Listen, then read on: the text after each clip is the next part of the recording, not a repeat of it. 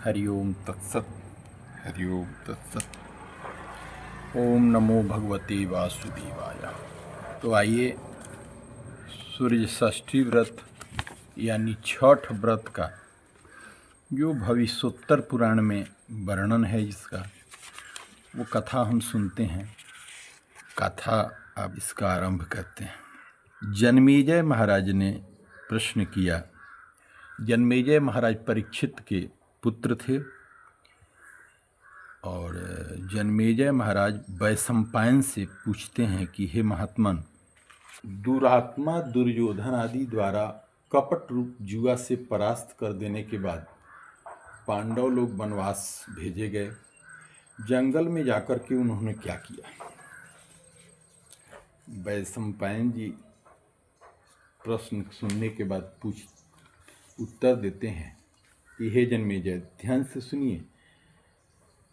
पांडु के पुत्र पांडव लोग अत्यंत दुख के सागर में डूबे हुए वनवास के लिए घोर जंगल में जाकर के दुख और चिंता से चिंतित हो वन में निवास करने लगे।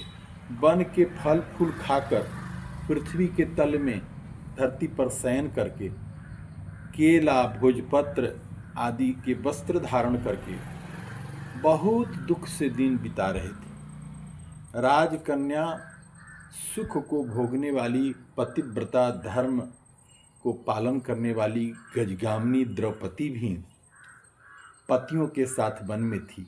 जिस स्थान में द्रौपदी सहित पांडव लोग थे, वहां पर वे ब्रह्मवेता तपोरूप 88,000 मुनि आ पहुंचे। ऋषियों के आए हुए जान करके महाराज युधिष्ठिर ऋषियों के भोजन के प्रबंध की व्यवस्था की चिंता करने लगे। युधिष्ठिर को यह चिंता हुई कि भोजनार्थ हम क्या उद्योग करें।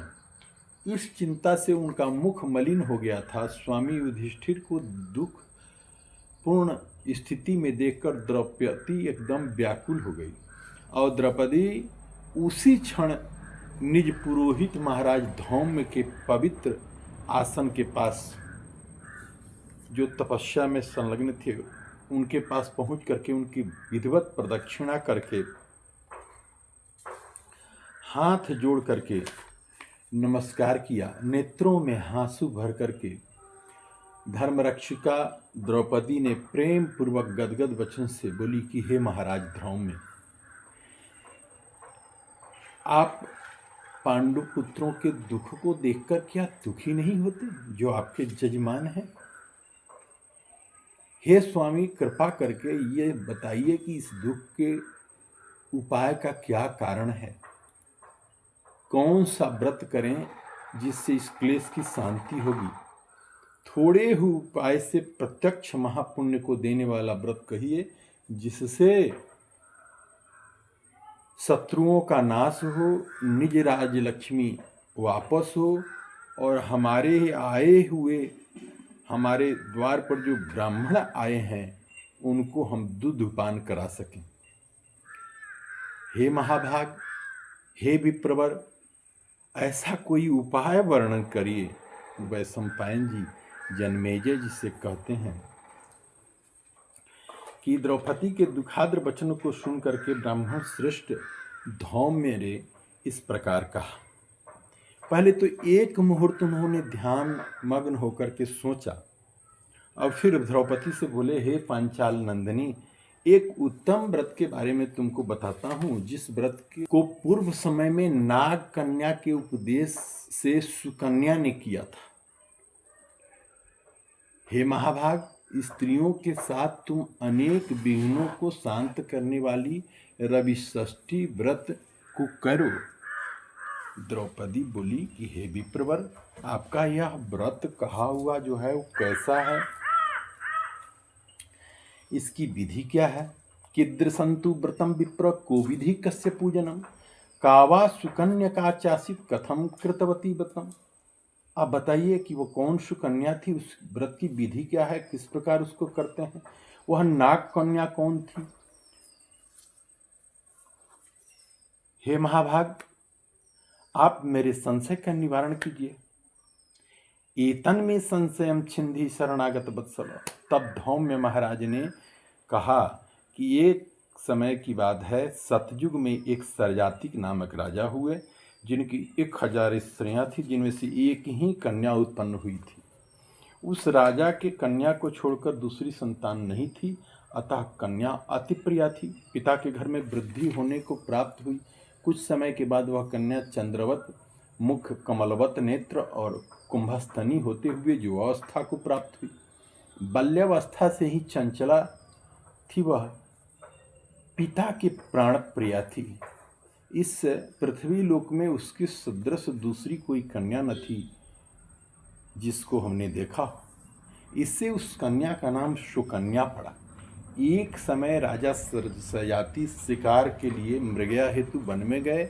मंत्री, सेना, बड़े बड़े योद्धा, पुरोहितों को संग लेकर घोर जंगल में रहे। शिकार खेलने के निमित्त राजा को जंगल में वास करते हुए 10 दिन से ज़्यादा व्यतीत हो गए। राजा सयाति दिन में शिकार खेलकर रात्रि में स्त्रियों के साथ क्रीड़ा करते हुए जंगल में रहने लगे। एक समय सखियों के साथ सुकन्या फूल लेने के निमित्त जंगल में गई। वहाँ पर च्वैन ऋषि का आश्रम था। च्वैन ऋषि तपस्या में संलग्न थे।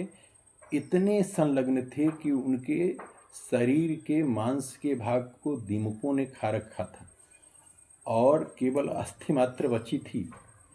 सुकन्या ने देखा कि 2 जुगनू की भांति चमक रहे उस मिट्टी के ढेर में, जो चिट्टियों के द्वारा मिट्टी चढ़ाई गई थी, उसको देख करके कौतूहलवश सुकन्या ने कुशा से उसको फोड़ दिया। तब तो मुनि के नेत्रों से रुधिर की धारा बहने लगी। वह चकोराक्षी डर गई और फूलों को लेकर सखियों के साथ गृह चली आई, जहाँ सभी सेना के साथ उनका डेरा लगा था। च्वैन मुनि की आंखों से सुकन्या द्वारा जो फोड़ दिया गया, उससे जो क्लेश हुआ, उससे राजा और सेना का मलमूत्र आदि सब बंद हो गए, सब रोगी हो गए और सब जगह हाहाकार मचने लगी। 3 दिन 3 रात्रि व्यतीत हो गई। व्याकुल होकर के महाराज ने अपने पुरोहित से पूछा कि हे मुनि सत्तम, किस हेतु हमारा ये सब दोष हुआ है? सभी को मलमूत्र बंद हो गए, आप दिव्य दृष्टि से देख करके कहिए। श्री पुरोहित जी बोले कि हे राजन, भार्गव वंशी महाराज च्वैन ऋषि इसी वन में घोर तपस्या कर रहे हैं। हो न हो उनको कोई कष्ट पहुंचा हो। हे राजन, आपकी कन्या अज्ञानवश उन ऋषि को की दोनों आंखें कांटों से फोड़ दी है, जिससे रुधिर बह रहा है। उन्हीं के क्रोध से यह उपस्थित क्रोध जो कष्ट उपस्थित हुआ है। हे राजन, आपको उनको अवश्य प्रसन्न करना चाहिए और अपनी कन्या उन्हें आप प्रदान कर दीजिए। कन्यादान से मुनि च्वैन जी प्रसन्न हो जाएंगे। और यह पुरोहित का वचन सुन करके महाराज सयाति सुकन्या को साथ लेकर ऋषि के पास गए और जल छोड़ने पर हड्डी मात्र के दर्शन हुए। नेत्रहीन ऋषि को देख करके राजा बोले कि हे प्रभु, हे महाराज, मेरी कन्या से अनजान में यह अपराध है जिससे आपकी ये आंखें फूट गई। हे मुनिवर्य, आपकी सेवा के हेतु हम अपनी कन्या आपको प्रदान करते हैं, जिससे आपको कष्ट न हो। राजा के वचन सुनकर ऋषि बड़े प्रसन्न हुए और उसी समय राजा सयाति ने सुकन्या को ऋषि के लिए दान कर दिया। राजा से कन्या पाकर मुनि जी अत्यंत प्रसन्न हुए और उनका क्रोध शांत हो गया। मलोत्सी सर्जजा सेना सुख युक्ता बभूव। राजा को मलमूत्र हुआ और सेना सहित प्रसन्नचित्त राजा अपने देश को चले गए। वह सुकन्या नेत्रहीन च्वैन जी की सेवा में संलग्न हुई। कन्या कार्तिक मास में एक दिन जल के लिए पुष्करणी में गई। वहाँ पर उसने अनेक आभूषणों से युक्त नाग कन्या को देखा। श्री कश्यप जी के यज्ञ मंडप में सूर्य भगवान का पूजन करती हुई नाग कन्या को देख करके सुकन्या ने धीरे से पूछा, हे महाभाग, आप क्या करती हैं? किस कारण यहाँ आई हैं। सुकन्या के इस वचन को सुनकर नाग कन्या बोली कि हे साध्वी, मैं नाग कन्या हूँ, व्रत धारण कर कश्यप जी के पूजनार्थ यहाँ आई हूँ। सुकन्या बोली कि इस व्रत का और पूजा का क्या प्रभाव है, क्या फल है, इस पूजा की विधि क्या है, किस महीने और किस तिथि को यह उत्तम व्रत किया जाता है। नाग कन्या ने कहा कि कार्तिक शुक्ल षष्ठी को सप्तमी युक्त होने पर सर्व मनोरथ सिद्धि के लिए यह व्रत किया जाता है। व्रती को चाहिए कि पंचमी के दिन नियम से व्रत धारण करें, सायंकाल में खीर का भोजन करके पृथ्वी पर सोवें, छठ के दिन व्रत करें, दिन में 4 रंगों से मंडप को सुशोभित करके सूर्य नारायण का पूजन करें, रात्रि में जागरण करें, अनेक प्रकार के फल पकवान आदि नैवेद्य का भोग लगाएं और सूर्य नारायण की प्रीति के लिए गीत वाद्य आदि से गा बजाकर उत्सव सा माहौल बनावें। जिस समय तक सूर्य नारायण के दर्शन न हुए तब तक व्रत का धारण किए रहें। प्रातःकाल सप्तमी को सूर्य नारायण के दर्शन करके अर्घ्य देवें। दूध, नारियल, कदली फल, पुष्प चंदन से 12 नाम सूर्य के हैं, उन्हीं नामों का उच्चारण करते हुए प्रत्येक नाम से दंडवत प्रणाम करते हुए अर्घ्य देवें। अर्घ्य के मंत्र भविष्योत्तर पुराण में जो वर्णन है कि नमोस्तु सूर्याय नमोस्तु भानवे नमोस्तु वैश्वानर जात वेदसे त्वमेव चार्घ्यं प्रतिगृह्ण गृह्ण देवाधिदेवाय नमोस्तु तुभ्यम्। ओम नमो भगवते तुभ्यं नमस्ते जातवेदसे दत्तमर्घं मया भानो त्वं गृहाण नमोस्तुते। और एहि सूर्य सहस्रांशो तेजो राशे जगत्पते अनुकंपाय मां भक्त्या गृहाणर्घ्य दिवाकर। ओम नमः सवित्रे जगदेक चक्षुषे। ये अर्घ का मंत्र है कि नमोस्तु ओम नमो सवित्रे जगदेक चक्षुषे जगत प्रसूति स्थिति नाश हेतवे त्रयीमनाय त्रिगुणात्मधारिणे विरंचि नारायण शंकरात्मने एवं कृते महाभागे प्रसन्नस्तु दिवाकर। इस प्रकार मनोवांछित फल प्रदान करते हैं। हे सुब्रते, हमने यह रवि षष्ठी व्रत तुमसे कहा। हे श्री धौम्य जी ने कहा कि हे द्रौपदी, नाग कन्या के वचन सुनकर सुकन्या ने इस उत्तम व्रत को किया और इसी व्रत के प्रभाव से चैन ऋषि के नेत्र पुनः पूर्ववत हो गए। चैन ऋषि का शरीर निरोग हो गया। सुकन्या के साथ लक्ष्मी नारायण की भांति राज्युक्त होकर सुख भोगने लगे।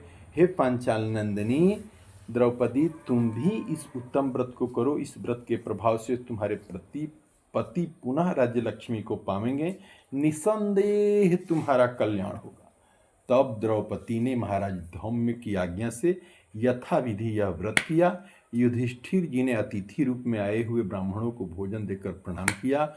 वैशंपायन जी ने कहा कि हे जन्मेजय, धौम्य जी से इस उत्तम व्रत को जानकर द्रौपदी ने कहा और इसी व्रत के प्रभाव से द्रौपदी पांडु सहित पुनः राज्य लक्ष्मी को प्राप्त हुई। कोई स्त्री इस पुनीत व्रत को करेगी, उसके समस्त पाप नाश होकर सुकन्या की भांति पाप रहित सुख को पावेगी, पति सहित सुख को भोगेगी।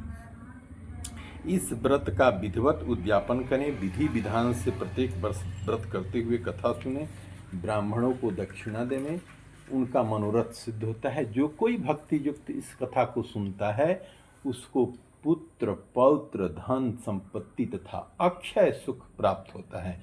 इस भांति इस कथा को सुनकर सूर्य नारायण को अर्घ्य देकर नमस्कार करते हुए श्रोता निज निज घर को जावें।